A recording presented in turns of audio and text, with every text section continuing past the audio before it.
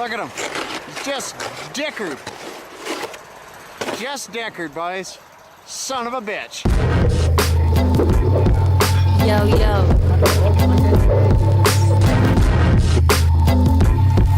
Class A, and macro. Not connected, not elected to participate. Bouncing down the stems will make your head hurt. Enjoy the takes. Says her whose head burns from here. Hey everybody, welcome back to Take a Wide. This is episode 212. Episodes are brought to you by Guess Who? If you guys can guess, Dave. It's Dave, my man, Dave. DaveLevittPhotography.ca. He does photos. He does music videos. He's in Cambridge, and I don't know if anyone listening has gigs coming up around here and needs a photographer or needs some new promos. Get a hold of Dave. I 100% vouch for his work. He's a really talented photographer and has supported this from day one, so I support him till day it ends. So yeah, DaveLevittPhotography.ca. You can go to his Instagram page and like it and follow him there if you guys like. That'd be fucking awesome. Also brought to you by Dapper Beard Oil. That's Andrew Rashat. He was on episode 77, and Andrew has a beard oil company. He has 3 different types. He has a scent-free. He has a Black Tusk number 2, which is smoky cedar and cypress smelling, and a Gold Tusk, which is fresh, spicy, earthy undertones. It's all ethically sourced, made from 100% natural ingredients. It helps hydrate your beard. It helps repair your fucked up beard. It helps with dandruff. It's antibacterial. I have used it, and it's a product that I 100% support. So if you guys want to go support him, please go to dapperbeardoil.com and use the code promo. Jesus. I'm fucking tired. Use the promo code TakerWide free ship, and you get free shipping on your beard oil. So please do that. Go support Andrew. Also brought to you by Kevin Rigo of Hefner Toyota.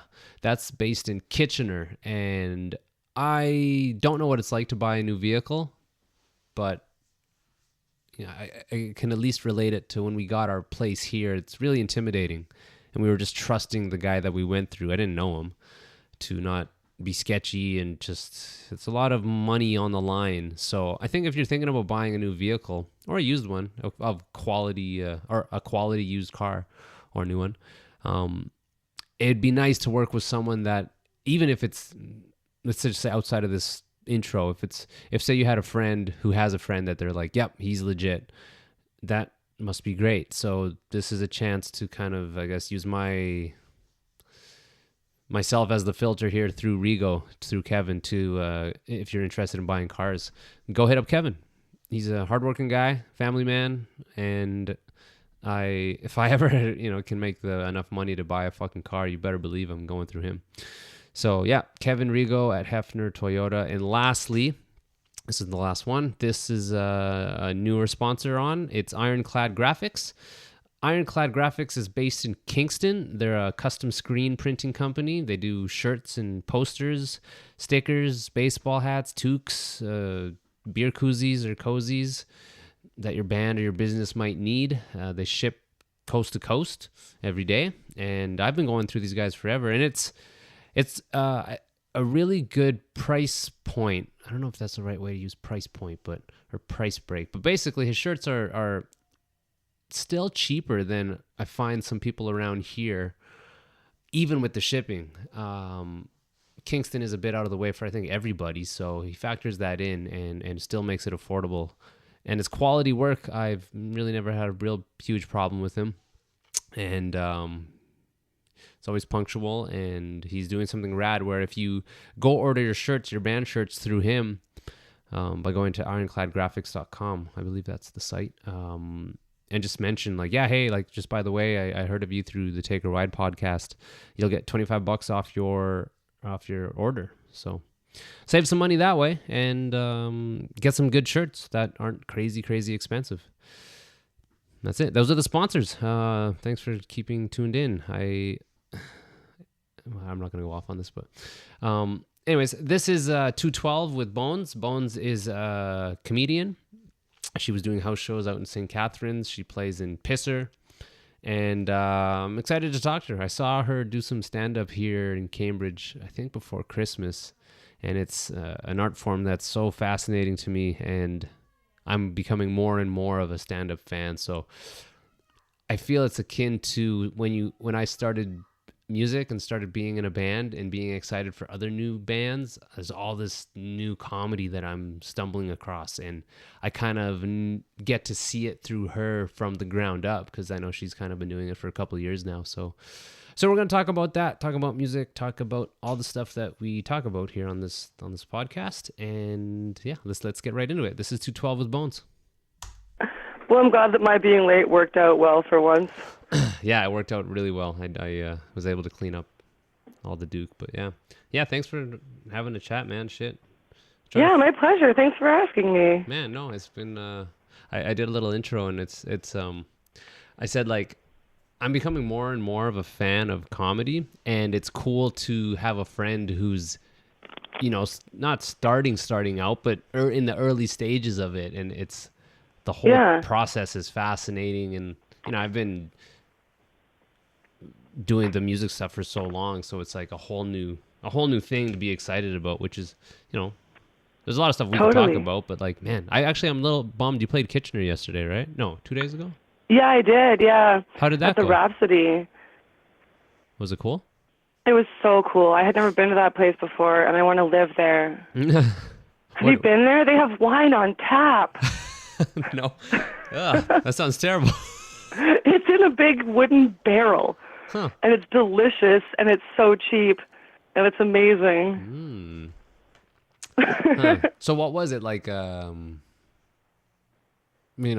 it a just straight up comedy show? Does this place have comedy all the time? Yeah, so I guess they do. It's either a weekly or a bi-weekly show that they do there. Yeah. Cool, and it went well. And it's two like Kitchener locals, Tom O'Donnell and Ray Madge, who I guess like produced the show together, and they just get comics from all over the place. And yeah, it's funny, like doing comedy in Southern Ontario. Well, and it's the same with music too. It's like you're playing shows around often enough, you keep running into the same people over and over and over. So I do a show in Kitchener, I see the same people there that I saw in Guelph like a couple days later, and that I saw in Simcoe like a week prior. And it's fun though. Like, it's cool to sort of have that little community. Yeah, it's like a club, you know what I mean? A rad little club of people starting out. It's such a weird art form, man. Like it's funny when I'm not that I'm super, know comedy in and out, but I used to watch comedy and think it was just people making up stories. I was super naive that it was planned out, because maybe I was watching really good comics that were just so, like, I was like, oh, this guy's just really lived a really crazy life. That's what I thought. Well, and that's the goal, is to make it not seem planned. Yeah. But I would say like 90% of my comedy, if not more, is based on true stories, because I actually do just lead a really crazy life. Excuse me. Is it like when you're writing? Will you give yourself freedoms to really bend the facts, or are you kind of like, no, like you've lived such a kind of crazy, you've had some real stories? Like, do you, what's the word? Like you spice it up? Do you do that, or do you not? It's something that's happening more the longer that I've been doing it. When I first started doing stand-up, it was all 100% true facts, more or less. And the more that I kind of am like finding my comedic voice or whatever, and the more I'm feeling out the direction I want to go, the more I'm performing with other comics and seeing what they do, it's like realizing that in certain instances it does make it more entertaining to bend the truth, and that's okay, because it is stand-up comedy. It's not like I'm just lying to my friends or whatever, Yeah, but still, even then, like I don't feel like I have to bend it very often, because I do just have a lot of crazy shit. Yeah, I get Bonez. I've only known you for a couple of years, but in those few years, like a few Facebook posts, it's like, oh, she's like stitching some guy's leg, or like, oh, she broke through a glass table or something. Like, and those two things stand out. I'm like, I think Bonez is like kind of wild. Yeah, just a little bit. No, whatever, man, whatever. Did you grow up like in St. Catharines? Did I what, sorry? Grow up like in St. Catharines? Oh, no. So I'm actually from Pembroke in Northern Ontario. Is that near Ottawa? No. It is, yeah. Okay. Yeah, it's near Ottawa, like kind of northeast of Ottawa and around the border of Quebec. Huh. It's where the goat horn guys grew up. That's the most famous people out of Pembroke so far, I think. Huh. And you came down this way, like, when? Yeah, I dropped out of high school, and then I kind of moved all over the place and hitchhiked around the country. And then decided randomly that I wanted to go to art school, so I finished high school through correspondence and then wound up in Haliburton going to art school there. And then kind of got into some really crazy shit in Haliburton too. Like what? If I could ask. Well, I got married when I was 18 Oh, wow. and high on ecstasy. Huh. And that ended up being a really bad idea. Yeah? Oh, fuck. It doesn't sound like a bad idea, yeah. Well, I guess that was pre-Haliburton. We were living in a car together for a little while, and then he moved to Haliburton with me, and that ended up just being like a nightmare. The marriage, I mean. Haliburton was lovely. But, yeah, just like marriage was a mess, and kind of had some other shitty things happen in life and sort of fell apart. Went back to Pembroke for a while to regroup, and then decided that I wanted to go to university. And this is after having dropped out of high school and then dropped out of college and decided, oh, I know. Yeah, this makes sense. I need something else to drop out of. Like a hat trick. Straight up. So that's how I wound up here. It was for school, which I did drop out of. But then I just really liked it here. So yeah, stuck around. So you're still in St. Kitts' home still? What's that? Right now, St. Kitts' home? Yeah, definitely. Where did that come from, St. Kitts? Why do people say that? I have no idea. It just sounds cool, maybe. Yeah. I should ask around. Yeah. Huh. Whatever. That's crazy, man. Yeah. So I wondered, like, because I listened to a bunch of podcasts with comedians and stuff, and they all sound, and this isn't to sound mean, but just like not normal people. It's so true. I think that's one of the reasons I love doing it so much. And I actually have a joke about that, which I'm not going to do. You got to come see my stand-up if you want to hear my bits. But just about how like comedians are in general just a really fucked up bunch, and sort of getting to know all these other comedians has made me feel better about myself because a lot of them are even more fucked up than I am. Yeah, it's a weird stereotype, but it seems to kind of be true. Like, well, but I think you got to be kind of crazy to get out and do stand up alone. That's terrifying, man. Totally. Yeah, normal people would not ever feel inclined to do that. I don't think so, man. Like I shouldn't say normal, but just well-adjusted. I don't know. You got to have some fucking balls to the courage to put yourself out there like that. It's almost, I guess, I was gonna say in a way, it's like you kind of really have to not care, really. Yeah. What people for think. sure. But at the same time, I guess you have to care what people think because you're trying to make people laugh. That's true. Yeah, you have to think about it that way, but you also have to just be all right with any outcome. You know, if everyone hates this joke, oh well, I'm getting up there and I'm doing it, right? How long have you been doing it now, man? I think about 4 years. Fuck, eh? Yeah, I have a really bad concept of time, but I was thinking about it recently, and I guessed at about 4 years. What was your first gig like? It was at this Celtic club in St. Catharines. They have this back room that's like a hall that people can rent out for like stag and does and stuff. Mm-hmm. And this local guy used to put on amateur comedy mics there. And I knew him. We had mutual friends and stuff. So I just told him one day, like, yeah, I want to get up and try this. And the very first set I ever did was actually one of my bits that you've heard, which is the one about my abortion, which is a true story. Yeah. And I got there, and I purposely didn't tell any of my friends. I didn't want anyone to know because I figured I was going to suck. Just like wanted to do it for a bunch of strangers. And the night that I got up, they were having issues with the microphone, and they ended up just like turning it off, and I had to do my first set a cappella. So I'm just standing in the middle of this big empty hall just yelling about my abortion. How'd it go? It was good. I got really good feedback, and good enough that I decided to keep doing it. Huh. So was it you had friends that were like, you're funny, Bones, you should do this? Or like, there's got to be a push to that first time. Yeah, I don't even really know. I was never even really into stand-up comedy. I never even like really watched it much, but I've also never really watched anything much. Like I'm not really a TV person, but it wasn't something, that I ever really thought about at all. And then I think I just was depressed because I was struggling with keeping a band together. My old band had broken up, and I just like spent so long trying to revive it, and it wasn't happening. And I just wanted an outlet and like a reason to be on stage and make people listen to me. Then I just heard that people were doing that, and I knew the guy that was putting on these shows at the Celtic, and thought, why not? Fuck it. Give it a shot. How long was, how much material did you have for the first one? And how did you prep for it? I, like I said, it was a true story, but I sat down and I wrote it out. Huh.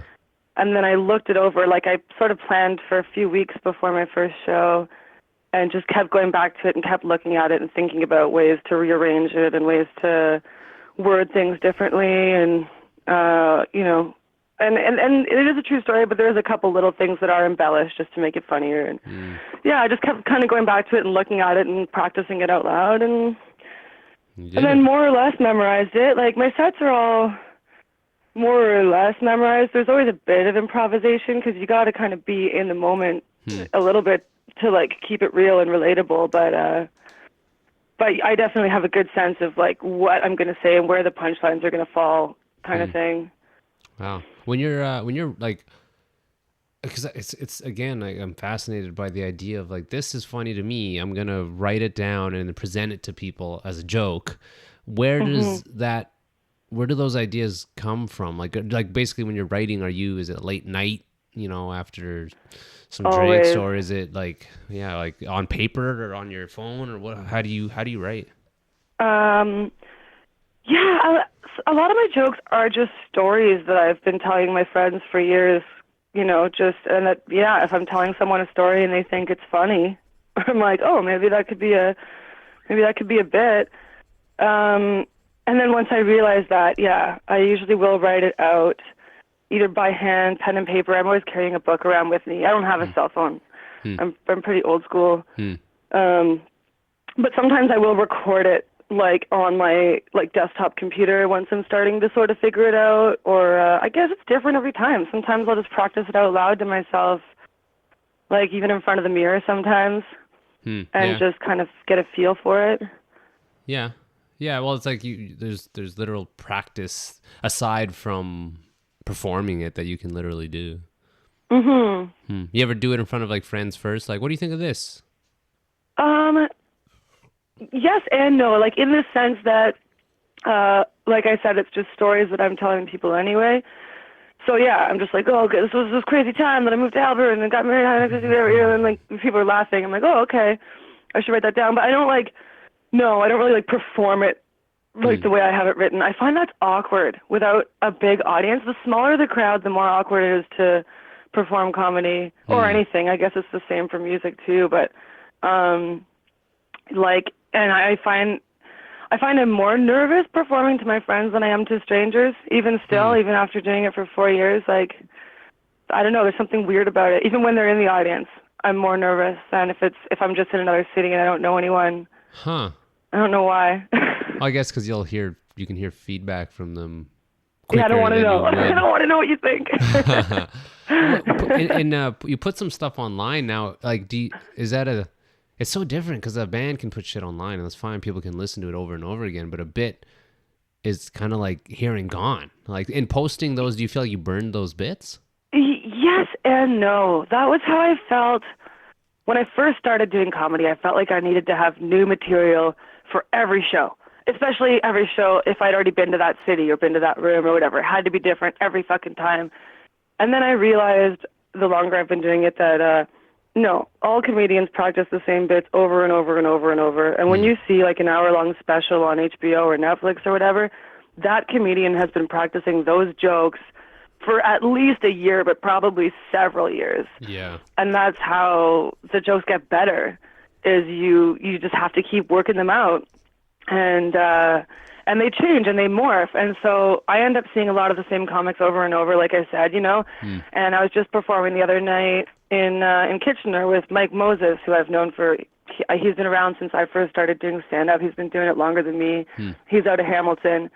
And he was doing jokes in Kitchener last night that I saw him do 4 years ago. But the jokes are better now. And it's cool to watch the transformation. It's cool to be like an audience to his whole process, you know? Yeah. Well, for sure. Well, and that's even like, you know, I don't see all your bits, but I'm seeing little snippets of you, you know, and anything you put your time to, if you're doing it hard, you're going to see growth. So I know what you're Ideally, saying. right? Yeah. Yeah, ideally, yeah. You want to be stepping forward. Now, when you do a bit for the first time in front of a new audience, is it how hard is it to do a new bit? Like, how hard is it to introduce new bits? Do you wait till a specific like hometown show, I'm going to try this new bit here, or is it just when it's ready you just give it a shot? Yeah, I tend to like I do some bigger shows and some smaller shows, and I'm all over the place, and I tend to try to pick sort of the smaller, I don't really want to say it this way, but the less important shows. If I'm trying new material, I'll wait for that night that I'm doing like some shitty dive bar where there's only going to be a handful of drunk assholes listening. So that way, if I fuck it up, it doesn't matter as much as if it's at like a big comedy club with a big audience or whatever. Yeah. Yeah, for sure. And trying new stuff is always terrifying, and it almost always sucks the first time you do it. No matter how much you practice it at home, you can't really practice it truly without the audience. Well, that's the hardest thing, I think, man, is like, so you could, like, maybe I've talked about this before, but it's a metal show. Everyone's pretty forgiving. If you're shitty or great, it's like, yeah, it's great. It's metal. You know what I mean? You get a clap. But jokes are so, not personable, but everyone has a different taste of humor. So you're trying to cater to a whole room of fucking everybody, all types of people. So that, it just seems like, how is this ever going to work? How are you going to make a whole bunch of strangers laugh, especially when you're an up-and-comer and they haven't let their guard down to really enjoy your show? And that's something I'm honestly like looking forward to when I get famous. Is by then I'll have my niche market and I can be as weird as I fucking want to be, and my fans will expect that. Whereas now I do have to be aware of exactly what you just said, is that I need to try to make my jokes relatable to somewhat of a broad audience anyway. I always know that not everyone's going to love them, of course, but sometimes I'll have really zany ideas and be like, yo, that's just too out there for most people.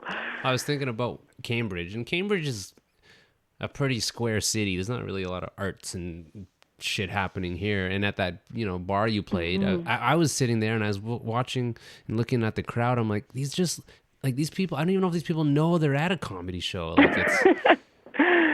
Yeah, I was not expecting that place. When you saw me there, well, that's the only time I've been to that bar.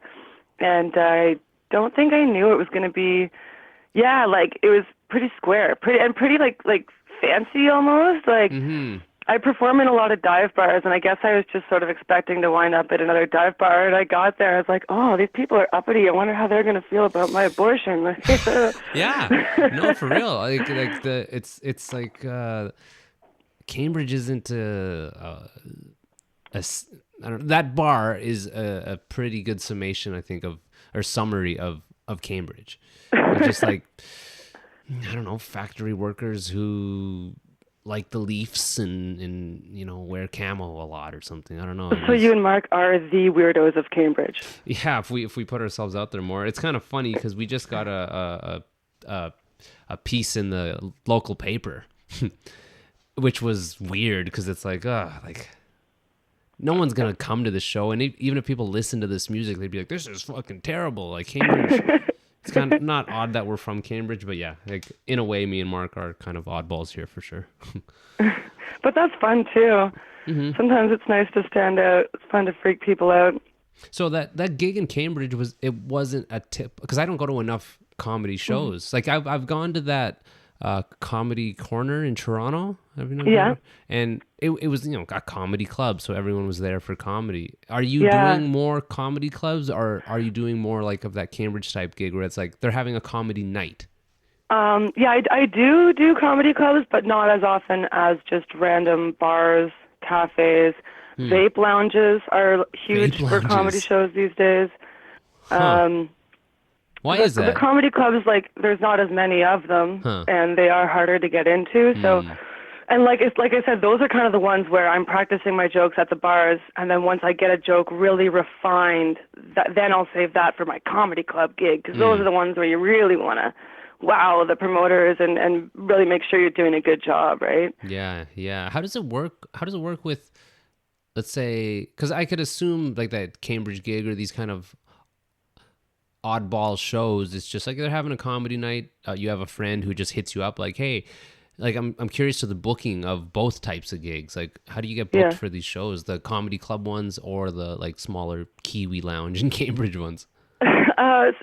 Same as the music scene. Basically, you just like, the more shows you do, the more people you meet, and it's just networking and finding out who's booking where, and then just, being in touch with them and really just having your feet on the pavement and your ear to the ground. And I'm just like constantly messaging people and browsing like message boards and seeing posts that other comedians are making about the shows that they're doing and going, oh, who's booking that one? Okay, message that guy. And that's something that I've always been good at anyway, because I've had the experience doing that with music for so long. And I do a lot of shows with another comedian from the Niagara region who is definitely not as outgoing as I am. So we have a pretty good deal where I book shows for both of us, and then he drives me to them. Is that guy in Cambridge or no? Yeah, he was there with me, yeah. Was he the MC or no? No, so that guy is actually from that area, Kitchener, I think. Okay. Ty, who put the show on. I think I know who you're talking about. He was like kind of timid and maybe had a bit about like a elephant carcass or something. I don't know. Yes, the white rhino bit. Yeah, that's Chris. But I guess when you're booking these, the thing is interesting is that there's no band camp. You like, for me, it's like, hey, I'm a band. I need a show. Here's where you can hear my stuff. Like, do you send those YouTube clips and you kind of? Yeah, exactly. Yeah, I'll send them YouTube clips. And before that, it was just, I guess, word of mouth, I guess. Pretty much, yeah. Before that, I had to just kind of list off, like, look, these are the places I've done shows so far. These are the people I know. Or just, get people, to help you out, right? To message people on your behalf or that kind of thing. And for payment, is there even any payment? Sometimes, yeah. I do a lot of shows for free. Often we get at least a free beer or two. And then, it's nice if we at least get gas money. Sometimes I do really well. I did a show in Dunnville recently for $100. Hell yeah. And then I did like 3 shows after that for free, and then, got like $20 in Guelph on Sunday. So it's really just all over the place. Yeah, the struggle's real, man. Fuck. But at least you're not splitting that, right? You're just mostly pocketing that. Which, yeah, that's the nice thing about comedy, right? There's no expenses. Yeah, I don't have any gear. Like, I don't need to pay for a jam space or a van, or, I mean, I do have to pay for that stuff because I also have a band, but the comedy money that I make just goes to me, and that is pretty sweet. Man, do you feel, because like you are, I feel like we're in the same sort of family, metal community, DIY sort of scene. Now, when you get on stage, do you feel prejudiced? Do you feel more prejudiced because you're like kind of a metal person, or do you feel more prejudiced because it's like, oh, this girl's getting on stage type shit? Or do you notice that difference at all? Or even do you notice it at all? Are people more open to the idea of like, oh, where's all the men comics? You know what I'm saying? Yeah, definitely it is harder as a female, for sure. Audiences in general, I wish I could remember how it was worded, but I read a great article about it recently, and said something like, when a guy gets on stage, the audience is waiting to laugh. But when a girl gets on stage, the audience is waiting for you to prove yourself to them. Like, you do have to try harder. There's just this stereotype that women aren't funny, and it's shitty. It's not fair. Yeah. But comedy's no different. Like, the whole world is fucking harder for chicks. It always has been. You know, and that's something I experienced in music too. And it's just, it's funny because I used to really feel like strongly about not being like tokenized or whatever. Like, whenever my bands would get asked to play shows that are like, oh, this is a girl power show and all the bands on the bill are all female acts. And I would always turn those down because I was like, I don't want to be recognized because I am female. I want to be recognized because I'm good. Word. Yeah. And I still do feel that way, but at the same time, I've started to accept, you know, girls-only shows and LGBTQ shows and stuff because I'm realizing that it really is harder for us. So if we can get a hand in any way, it's like, it's not like I'm being given an advantage because I'm still at a disadvantage. It's just like, it's just something. It's just like, and any gig that I can get is good because a gig's a gig. And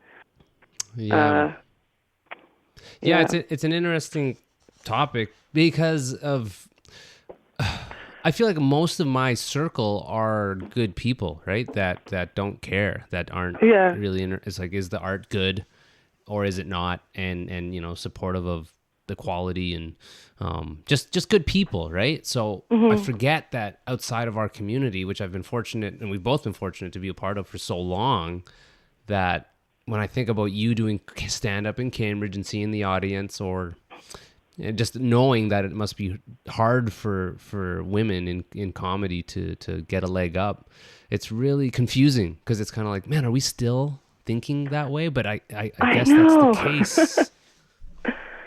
Like, is it bad for you? And the worst part is that most people don't realize they're thinking that way, and that's why we're still thinking that way. Because people aren't making a concerted effort to eliminate their inherent bias or to even to acknowledge it. That's so, man, it's a real thing though, because I personally had to overcome that. I definitely was the guy that was like, I don't find most girls funny for what, you know, however I was brought up and where I grew up or whatever, this and that. It was something I had to overcome, but and that's it, is that you're a good guy who bothered to make the effort, right? And most people, not even that they're bad people, but they just don't even think about it. Yeah, it's a whole different pattern of thought that you have to rewire.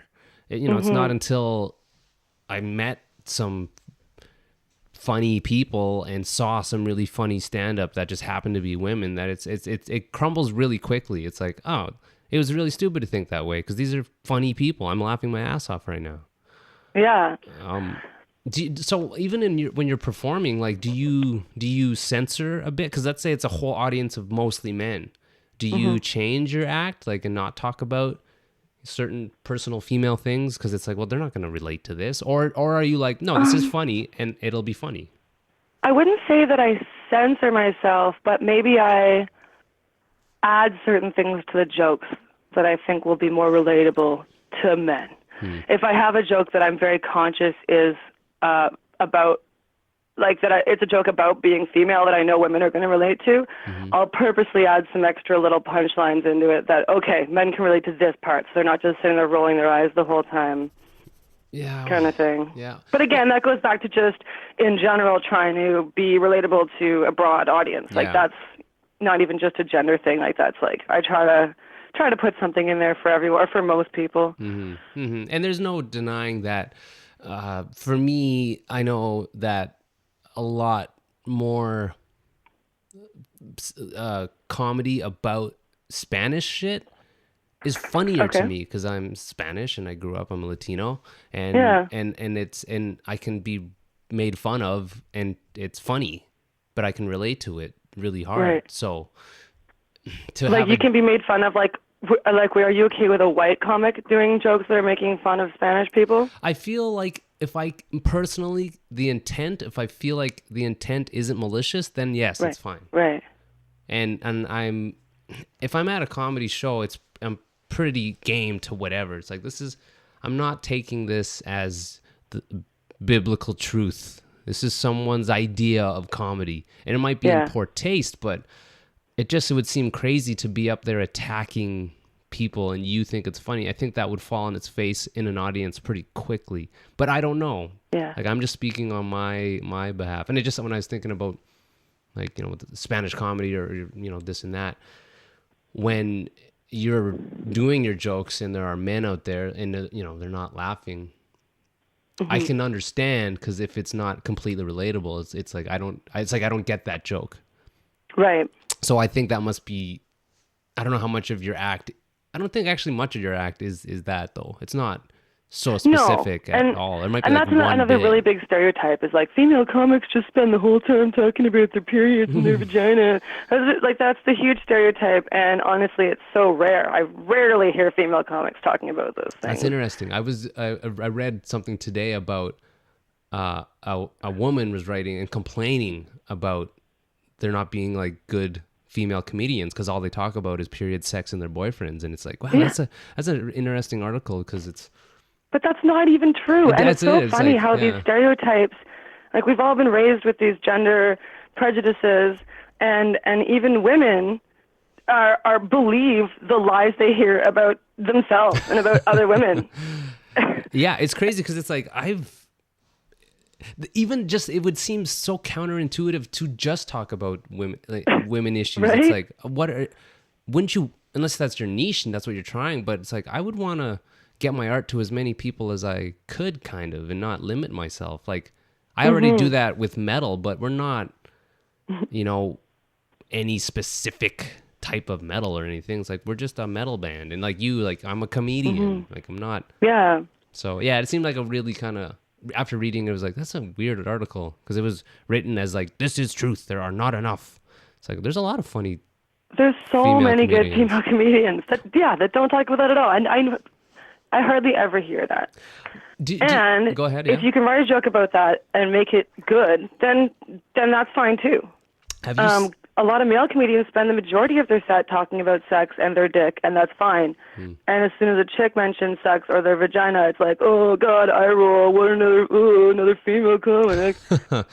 Man, it's really, if someone's talented, did you see that Ali Wong special on Netflix? Yes. Oh, so good. So funny, man. And like a lot of that is not, it's women topics, it's female topics. And I was laughing very hard. She's funny. That's amazing. Yeah, it's That's really great. good. It was fun to watch with Viv because she's laughing super hard, and it was well written, and yeah, I don't like, who are some other. Jen Kirkman is one of my favorites right now. She's got two Netflix specials up, I think. One of them's called I'm Gonna Die Alone, and I Feel Fine. So it's really relatable for me because she's just talking about, how she's not gonna have kids. But Jen Kirkman, Chelsea Peretti is amazing. Oh shit, I haven't seen hers yet. One of the greats. Have you seen the Christina Pazitsky one? Sorry, what's her name? Christina Pazitsky. Oh, I don't think I have. I think it's called Mother Inferior. Okay. It's pretty funny. She's married to Tom Segura. I don't know if you know Tom Segura. I know him, yeah. Yeah, I'll have to check that out. Yeah, it's pretty funny, man. Yeah, do you study any comics? Like, do you have any sort of I try not to. Heroes or yeah, you don't? Yeah, I try not to. And like I said, before I started doing stand-up comedy, I never even really watched stand-up at all. And I think that was a good thing for me because a lot of times you'll see an amateur comic and you'll go, oh, okay, this guy's, I can see he's just trying to be Louis C.K. Oh, yeah, that guy, he watches a lot of Bill Burr, yeah. Like you can see it in their act because you can see them modeling themselves after their heroes. And I definitely just want to be as uniquely me as possible. Yeah, which is but great. I do watch stand up now, but I just don't I don't like obsess over one comic and be like, oh, how can I be like them? Like that's not. There's this guy I met at one of these tours we did, and it was kind of gross. He fucking told us way too many times that he was a comic and like, oh, I'm gonna write that down, and was being real inspired. It's like this. It just felt super lame. I don't know. I don't even know why I'm bringing this up, but it just popped in my head. That's funny. I was like, fuck off, man. I don't care about your comedy. I'm trying to fucking sleep. So you'll have a set that you do, and is it like, what's the longest that you have? Like, how long is your, if they're like, we need you for 45 minutes, could you do that or? At this point, I could. I think the longest that I've done is about 25 minutes. Okay. The average typical amateur mic, you get anywhere from 5 to 10 minutes. Okay. That's a normal, like most of the shows I'm doing, especially these smaller ones. And then as you progress, yeah, like a typical pro show at a comedy club that I would do, the opening slot gets about 15 minutes, the middle slot gets 20 to 25, and then the headliner would do like 40 to 45. So I have not headlined a pro show yet, but I feel like I have enough material now for sure that I could put together a 45-minute set, definitely. Do those 5-10 minute sets rip by, or does it feel long? It depends on the set. When you're trying new material, it feels like forever. But when you're doing jokes you've practiced, and the longer I do comedy, the more I hate doing really short sets. Sometimes you'll go to a place and they'll say you're doing a tight 5. We're lighting you at 4. You've got to be done at 5 minutes sharp. And I'm like, oh God, but it's so hard to. So many of my jokes are these really long, elaborate stories, and so many of my sets have transitions where this joke leads into that one, and this one throws back to that one. And when I'm limited to such a short amount of time, I'm like, how can I possibly get anything of substance in? But I didn't feel that way when I started. When I started, 5 minutes felt like eternity, and now I'm like, oh fuck, I only got 5 minutes. Yeah. So crazy, man. You'll drive 3 hours or whatever to do 5 minutes. What's the longest you've driven for the shortest set? Good question.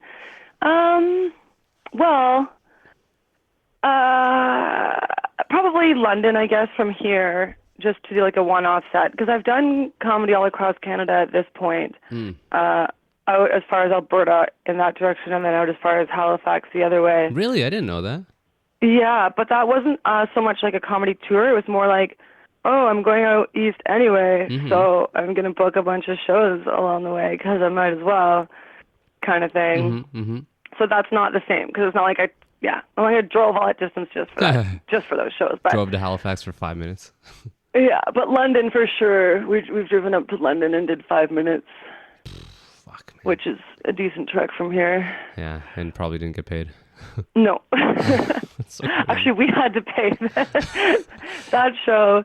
It's a once-a-month thing that my buddy Kevin puts on. It's a great show.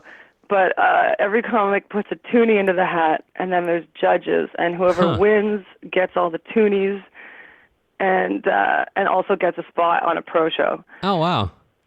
So it's a fun idea, and a lot of great comics come out for it. So it's a good kind of networking and just sort of fun time to see all your buds. Yeah. It's usually like 15 comics on the show, and but yeah, not only did we not get paid for that, we paid a toonie. it seems like a good community, man. It seems like the idea of so you're struggling, right, as an artist to make your art, and you don't have financial support, but you have your friends' support. So it just seems crazy that there wouldn't be that sort of support. But are there, at least in the have you experienced like shitty people that are maybe like trying to diminish you for either, being new or being female, or is there like some like shittiness in the scene? Oh yeah, there's shitty people everywhere in every field, I'm sure. Overall, I've met really good people, but every now and definitely I've met dudes who were overtly shitty because I'm female, and I've met other dudes who probably aren't aware that they're sexist, but are. But those are, overshadowed by the good. There's a lot of good people. A lot of people have been really great to me. And it was funny, like we were talking about comedians being weirdos, and we are. And I think a lot of comedians, strangely enough, are really insecure. Even though it's like, oh, I'm afraid of everything. I'm going to get on stage in front of a million people. But it seems to be the case. And when I first started doing stand-up, I didn't really feel like I fit in. I didn't think anyone liked me. And then, I was talking to Chris, who I do a lot of the shows with, and he's like, Bones, like a lot of these guys have spent their whole lives just like being like outcasts, you know, they're like the losers in high school, and like they don't know how to talk to people, and they especially don't know how to talk to girls. Like, it's not like they're trying to be dicks to you, they're just intimidated by you. And once he pointed that out, I was like, oh yeah, I guess that's, yeah, interesting. Okay. Yeah, shit. I've kind of thought about I would never do stand-up, but I'm lucky I have, you know, music, and I can play drums, and you get a feeling afterwards of just self-esteem. Yeah. After it going well, that a job doesn't give me. I guess totally. like that kind of speaks to comedians maybe in general, that put themselves out there, and the feeling they get when people are laughing at their ideas like that. That's got to be crazy powerful, man. I've never really experienced it that way. I've done it with bands, but it's different. I feel like people are way more forgiving with bands than they are with comedy. Yeah, I think you're probably right. I mean, it's funny you said that, and I'm like, well, you're talking about how metal shows, like everyone will just, you know, be supportive towards all the bands, and I'm like, I don't know. I think the metal community can be pretty fucking snobby sometimes. Yeah, shit, I guess. And again, maybe I'm just lucky to have such rad people that are like polite. Well, and you're just lucky to be in rad bands that everyone loves, so you don't have to worry about it. But I don't know. It's But no, like I've definitely found the music community to be pretty supportive, and the comedy community as well, for sure. Yeah. Like I said, there's dicks everywhere, but overall, lots of good people, and especially like the longer I'm doing it, the more I'm connecting with these people, like I said, because I just keep seeing the same people again and again. So we are definitely getting tighter, and I feel more like I fit in now, which is nice. When you think about yourself as a musician and yourself as a comedian, which one makes you feel better about yourself? Good question. I don't know how to answer that. That's something I have to reflect on. Yeah, well, because they're both expressions of yourself, and one's with a team and one's solo, but both mean something to you, right? So I'm even thinking about that myself. Yeah, they're both really, really good outlets in different ways. And I guess, like, music has always been a passion of mine, whereas comedy, I didn't even realize I liked it until I started doing it. So music is something that I don't want to say like I like it more, because at this point I'm pretty in love with comedy, and like at this point I'm pretty much making my comedy my main priority, and the band is more of a side project. Largely just because comedy's easier, because it's just me. I don't have to worry about 5 other fucking people. Oh, dude. I don't have to worry about coordinating schedules and worry about other people's drama and worry about gear and blah, blah, blah, blah. But music, when I don't have it, I find like I'm really depressed. Like even when I was doing stand-up comedy but I didn't have a band, I need that musical outlet. It's so necessary for me to feel okay. So I guess that's the one. I guess now that I think about it, I need music more for my like mental and emotional stability. Now, do you need in performing it, or like doing shows? Like I'm assuming performing it. Yeah, I mean, like performing for sure, and even just jamming is just so cathartic for me. Yeah. And even just writing it. Yeah. Yeah, it's I that wasn't even, I didn't write that down. That just kind of came to my head, man. Fuck. I was gonna ask you, when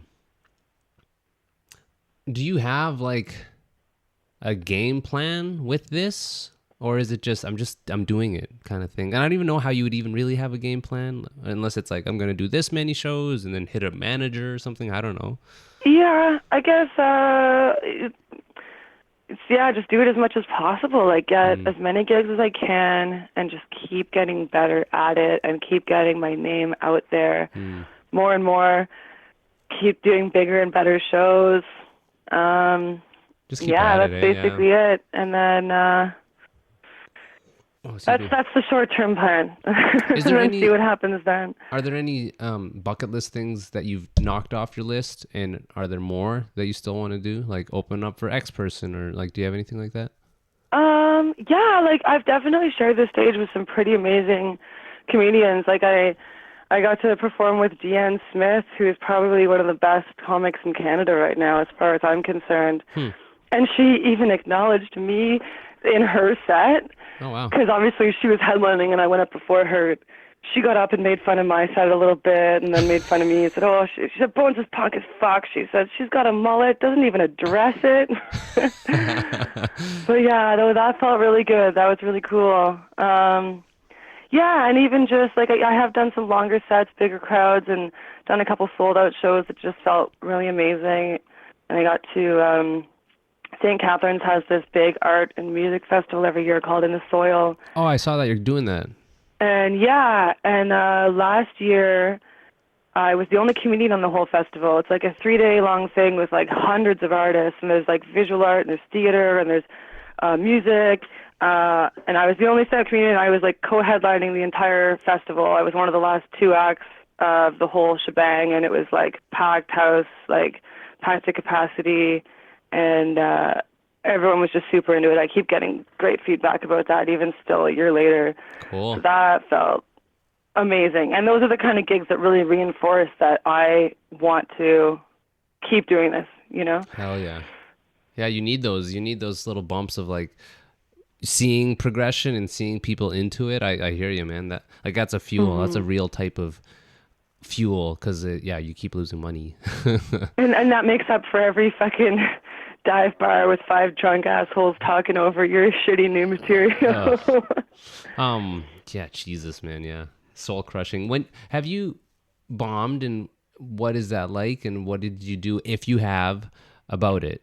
How did that feel? I'm assuming you did. I think everybody does, right? Don't they? Oh, yeah. Or maybe I'm talking on my ass. Definitely. You bomb all the time. You have to. Remember the first time? Everybody does. I've seen comics who I consider to be way better than me and who have been doing it way longer than me and who normally do really well. I've seen them bomb too. So that kind of makes me feel okay about it. I'm like, yeah, we're all it's just going to happen. Because every crowd is different and every day is different. One day the same joke will go over really, really well, and then the exact same joke will just completely bomb for a different crowd on a different day, and you never know. You don't really have much control over it. Ideally, the better you get, the more you learn how to read an audience and play off them. So if you can tell that they're not digging what you're doing, you got to find a way to change it up, to throw something in. Try to do some crowd work, try to start like getting people in the audience more engaged. And like the really pro comics are fucking great at that, and I'm slowly getting better at it. That must be a skill, in itself, man, to be able to shift gears and improvise. Because you have this whole idea in your head of how your set's going to go, and then you get up there and you're like, fuck, this isn't working. What now? Jesus Christ, it's like jumping with no parachute, just like figuring it out. Yeah. Do you remember the first time you bombed? I mean, probably the first like 50 to 100 sets I ever did. But, Jesus. Fuck. But no, nothing really specific jumps out. Like I said, like, the first set I ever did, I did get great feedback. Which was really encouraging, but everyone knew it was my first time. So, I mean, I probably wasn't that good, but it was a bunch of other comics going, all right, she's trying, give her props. Yeah, I don't know. Whatever, it's a kind of a, usually like we can talk about band stuff too, but a lot of this podcast is music shit, and I talk to bands and ask about their first gig and like their worst gig and stuff like that, but, yeah, I'm assuming as a comedian, you just hear that. You hear like you got a bomb to grow. You have to. Yeah, for sure. Eat shit for sure you do. To learn how to maneuver that. And that's one and of the if reasons. You're going to do stand-up comedy and take it at all seriously, that's something you definitely have to come to terms with right off the bat. Because if you can't handle bombing, then don't bother. Yeah, that's really, I think, a big reason why I will never do stand-up. Like I'm way too sensitive to have people boo me. Fuck, boo. Oh, fuck. Oh my God. I don't think I've ever been actually booed. that in itself is pretty fucking funny. It's like, what is this fucking old school? Just boo this person off stage, boo. Do you think anything can be funny? Like, definitely. Yeah. Yeah, and I think it's good writing is good writing, but it's more about the delivery than anything. Because you can definitely take something totally mundane and make it funny if you say it in the right way. Yeah. Well, I think of, and I'm just reaching here, but like Mitch Hedberg had some really retarded shit, and it was pretty funny. Yeah. No, that's a great example for sure. Yeah, because I just wonder in this sort of, I don't know. I went to go see some stand-up, and this I forget his name, but he had an interesting bit about how people are getting in trouble for laughing at jokes at comedy clubs, and kind of the call-out culture, and how that bleeds into comedy, and how, you know, it just basically the like, are certain topics taboo? Can you not talk about it? I think, you know, intent's a big part, and it might be up to each individual to maybe be able to tell when it's a joke. But that's, and I'm only speaking on my experience. But I wonder, because, you know, you can write about anything, but it's are there certain things you can't, or like, what's your take on that? Yeah, so I'm definitely against censorship, but that being said, I'm also against prejudice. But yeah, you can joke about anything. But it's got to be clever, and it's got to be, and it can't be coming from a malicious place, like you said before. And there's a fine line sometimes when you're talking about stereotypes, which I've seen a lot of comics who really heavily rely on stereotypes, and honestly, I think that type of writing is lazy. Something about prejudice and how it's almost gotten like old, but the whole idea of like punch up and don't punch down. Like if you're gonna make fun of stereotypes, then like make fun of the existence of the stereotype. Don't make fun of a certain culture because like because there's a certain way, or a certain group of people in any way. Like and I do find a lot of male comics have those like, you know how women are kind of jokes, and those do bother me, honestly. Like sometimes they're funny. Again, it really depends on how it's done, and if a joke's well written, then it's fucking funny. But a lot of them just aren't funny, and they're just lazy, and it's like, dude, write better jokes. I hear you. I only feel that, not only, I also feel that because comedy isn't a new art form, like, yeah, I can understand that it's kind of hacky almost to just point out like old stereotypes. Either way, females to male and male to females, like, it's weird, man. I think, yeah, for sure. And I shouldn't just say it's that way, because women do it too, for sure. Oh, for sure. But it's there's like, maybe, and this sounds really pretentious, and it's gonna sound pretentious, but whatever. When you make art, you kind of get a sense of real good art. You know what I mean? If there's a comedian doing something, or a band, and you feel like it's well written, and it's honest, and it's not malicious, or maybe it's like a commentary on something. Like there's like a radar, I feel like we have, or maybe just, I don't know what it is, but like it sounds pretentious that I'm like, I know what's right and what's wrong. I don't. But I can, it's like I kind of recognize real. Like I'm trying really hard to make good stuff, and I feel like when someone else is, I connect to that, be it whatever it is, whatever type of art it is. I feel that way personally. So yeah, and I mean, art is definitely subjective.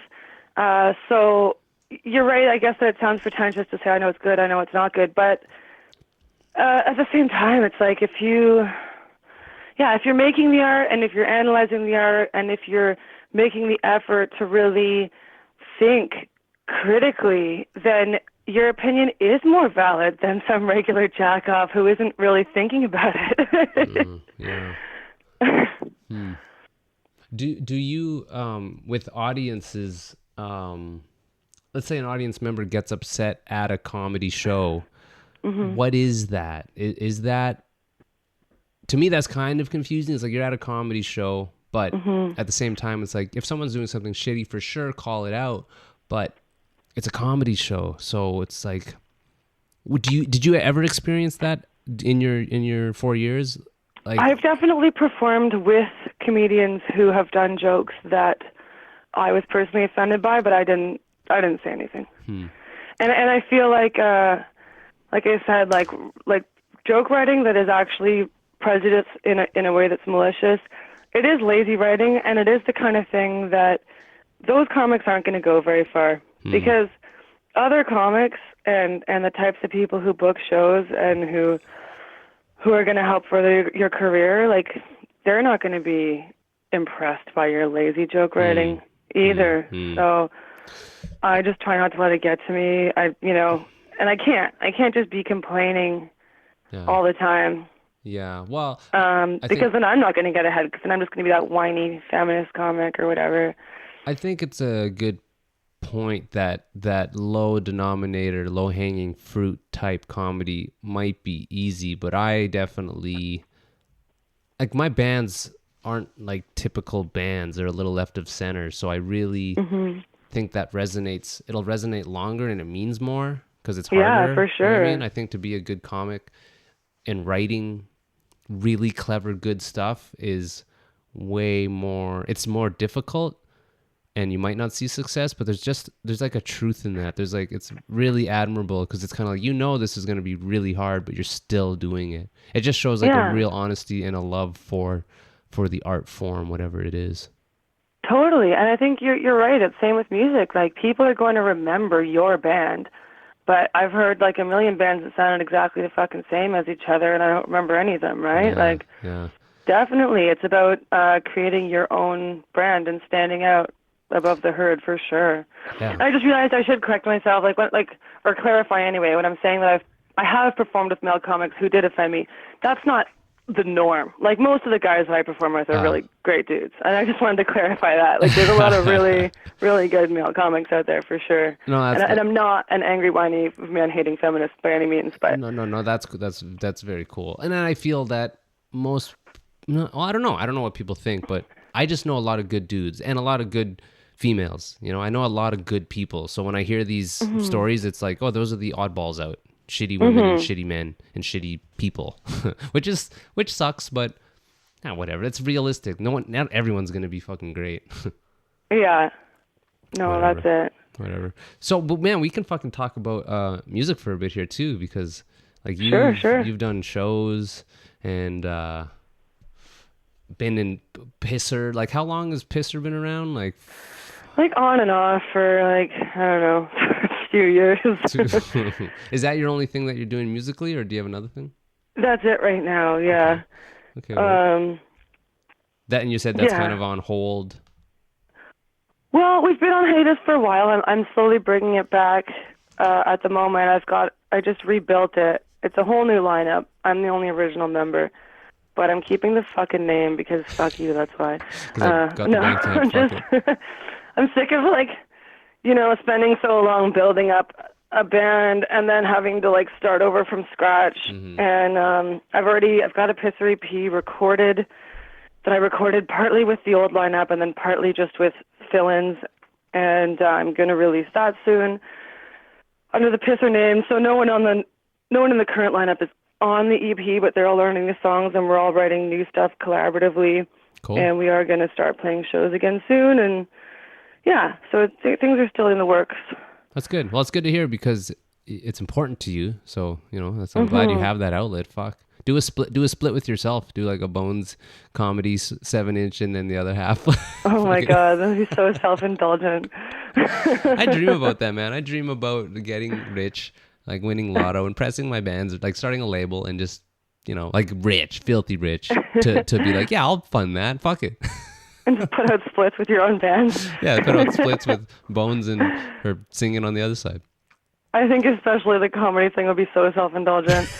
The same comedy on both sides of the 7-inch. Like, I feel like everyone in the band would have to have their own. Everyone in the band would have to have their own unique solo thing on one side of the split, and then the band on the other side. A box set of every member has their. This is my hip hop project, and then my Pisser, and then this is my spoken word shit and Pisser. yeah, that'd be cool. Yeah, that'd be kind of interesting. It's a terrible daydream once I start thinking that, because I think like it's gonna happen. Like, okay, when this happens, like it's not gonna fucking happen. I don't even buy Dude, lotto. just do it. Just start a label now. Oh God. I'm just pitching you like my own dream for myself. But okay, Okay, go. save up like, I don't know, $5,000 or something, right? Mm-hmm. Just enough to get your label off the ground. You got to put out, like, your first couple albums that you put out have to be money makers. Because then you don't put any more of your own money into it. Then it just becomes self-sustaining. So ideally what you want to do is find a really, really good old school album to re-release, something that you know will sell, something that's out of print, that's worth a ton of money already. Word. I'll do Cursed 4. There you go. It doesn't even exist. Man, I want to put out Overdrive. Overdrive. Remember that fucking new wave of British heavy metal band? No. One of my favorite songs of all time called On the Run. It came out in 81, Overdrive. And I tried to find that EP online. They only ever printed like 500 of them, and it's like you can't find a copy for under $300. Wow. Maybe I'll find one at a garage sale and it'll be my gift to you. Oh my God, that would be amazing. No promises. No promises. Fuck, man. Dude, we've been talking for like an hour, and I do these about an hour, and then I kind of wrap it up. Yeah, and the beer is almost empty, and I am hyper aware of becoming a rambling, like, fucking blah, blah. So my instinct is to close this off. But what I'll do is the Hibzine, which did you ever get a Hibzine? You ever know what a Hibzine is? Were you part of a Hibzine? I do not know the Hibzine. So Mark used to be nicknamed Hibs. Okay. Because when I met him and he joined the band and I was doing these little shitty press releases, I didn't know his last name. So I just made it up. It was Hibbert. So Mark Hibbert. So he became Hibs for a long time. Oh my God, that's amazing. I love it. It's funny because certain people still call him Hibs, and you can just tell it's like, okay, that's an old friend. Yeah, now that you mention it, I've heard him called that. Hibs. Probably by the FTF guys, or I don't know. Yeah, it's like it's just a throwback. But he did this zine, 3 of them. He might have done more. They were originally tour sort of journals. He would have photos and little comments, and he'd press them and he'd sell them for 25 cents on the merch table. And cool. He did a bunch of them, and it's rad. And then he started doing these ones where he would just speak to friends about records they had heard. Because, when you're drunk and you're like, dude, exactly like this, have you heard of Overdrive or whatever? And like, no, I haven't. Yeah. So it's a whole sort of zine of people's suggestions and why they like the band. Oh, cool. And he doesn't do it anymore, but I used to do where I would do that on the show, like, hey, what's a cool band? But after the fact, I realized it's more interesting to have music that you're actually a part of play, because people just listen to us talk for an hour. So like, it's cool to hear other cool bands, but it's also cool to hear the people I'm talking to's music. So yeah, I think that's a good idea for sure. I wanted to play "Willing Victim" off that. Sure. The EP or whatever, and I'll do it after the fact because I'm not that fancy yet. But if that's cool, I'll put this in. This is this will be the EP, the self-titled EP, I guess. Yeah, so we've got those 3 songs that are on Bandcamp, and I'm gonna put the EP that I'm putting out soon. It'll have those 3 tracks as well as 3 more. Cool. Okay. And I remixed those 3 on the EP that's coming out to try to make them sound like they were all recorded at the same time. I shouldn't tell people that. They were all recorded at the same time. Whatever. No, I just wanted it to sound like uniform. Yeah. And I think it does. No, whatever. Fuck it. Fuck them. It's good music. Yeah, it's pisser.bandcamp.com if anybody's... I'll put the link in the bio, but people... cool. Listen, we can put that in right here. So I'll put in Willing Victim by Pisser right fucking here.